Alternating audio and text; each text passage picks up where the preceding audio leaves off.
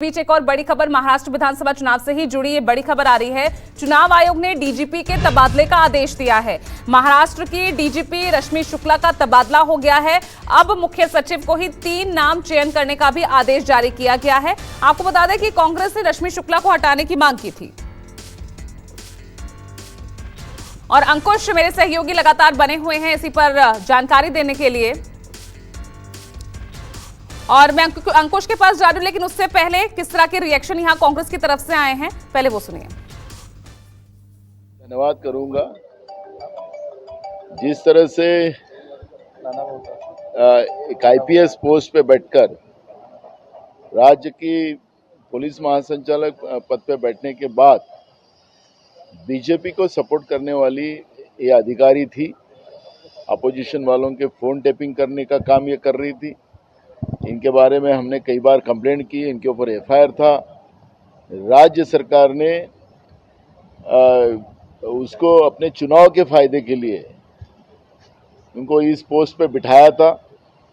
हमने चुनाव आयोग को कंप्लेंट की, एक बार नहीं तो 3 बार की, और चुनाव आयोग ने जिस तरह से झारखंड के डीजी बदला उस तरह से वेस्ट बंगाल का डीजी बदला, लेकिन महाराष्ट्र की डीजी को बदलने को इतना समय क्यों लगा, ये प्रश्न हमारे आज भी अनंतुत है।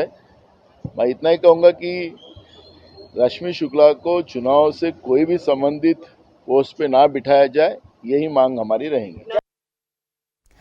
और चलिए ज्यादा जानकारी के साथ अंकुश हमारे साथ लाइव बने हुए हैं। अंकुश, सख्त कदम यहां पर उठाए गए हैं चुनाव आयोग की तरफ से, लेकिन अब कांग्रेस का एक और सवाल यहां उठ गया है कि आखिर इतना वक्त क्यों लगा डीजीपी को हटाने में?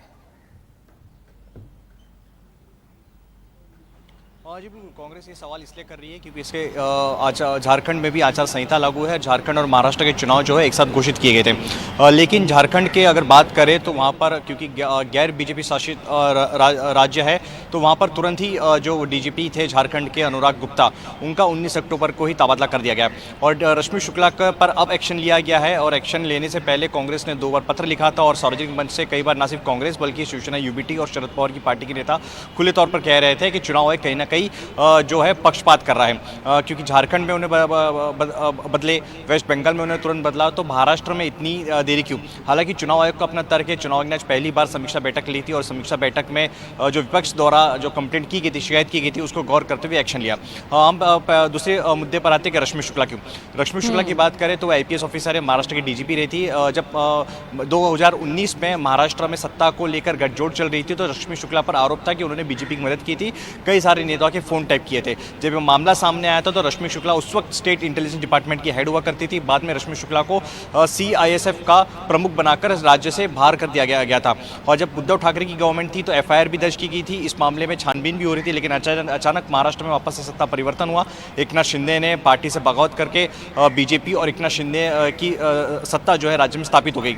इसके बाद जब एकनाथ शिंदे मुख्यमंत्री बने, उप मुख्यमंत्री देवेंद्र फडणवीस बने, उसके बाद वापस से रश्मि शुक्ला को राज्य में लाया गया और उनको डीजीपी पोस्ट पर बिठाया गया। तो कुल मिलाकर कहा जाए तो कांग्रेस की पहले से ही रश्मि शुक्ला को लेकर शिकायत रही है, न सिर्फ कांग्रेस की बल्कि उद्धव ठाकरे की पार्टी को रही है कि बीजेपी का काम करती है, बीजेपी के लिए काम करती है ये अफसर, और हो सकता है कि आगामी विधानसभा चुनाव में कहीं ना कहीं ये निष्पक्ष तौर पर चुनाव को ना होने दिया जाए। इसी को लेकर कांग्रेस ने शिकायत रेज की थी और शिकायत पर आज एक्शन हुआ। हालांकि कांग्रेस बार बार ये कह रही है कि शिकायत जो एक्शन है पहले हो जाना चाहिए था जब झारखंड का हुआ, अब ये देरी से क्यों? और चुनाव आयोग को अपना तर्क है कि आज उन्होंने पहली बार समीक्षा बैठक ली है महाराष्ट्र को लेकर। ठीक है, चलिए बहुत बहुत शुक्रिया आपका अंकुश और राहुल इस तमाम जानकारी के लिए।